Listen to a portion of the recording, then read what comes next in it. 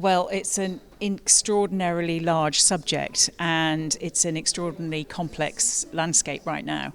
So on the panel we had kind of retail and content behemoth Prime, we had a platform in Roku, we had the transmission network in Arkiva and the channels in WB representation. So across those worlds, it's really interesting right now to follow and try and map the trends.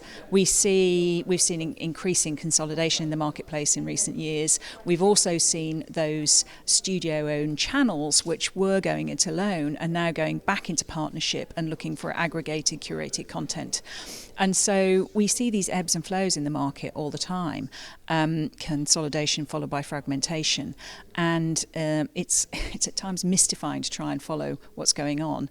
And is there a ceiling to all this content? You know, is there a maximum capacity for the consumer? We know that consumers are very price sensitive. We saw a period of unbundling a couple of years ago, and now we're seeing a requirement or a need, I think, amongst the consumers to have some curation back. So you see a lot of those channels that went it alone now going into partnership and reforming their business models. This marketplace is nothing if not agile, I have to say. For me, one of the questions, I come from a content creation background, and where does the producer and the content creator sit amongst this, as well as the consumer and the customer?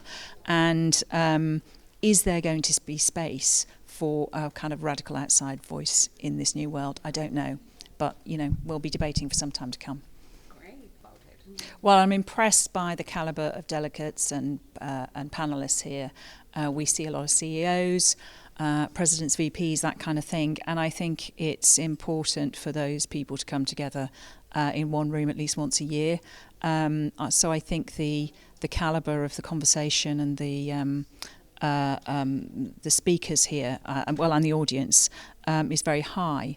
And I think therefore there's it's difficult to drive for honesty in these kind of situations where we know that press is in the audience.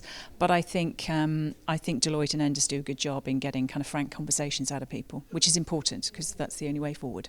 What would I like to see on next year's agenda? I would like to present back to some of these CEOs and presidents the experience of an independent.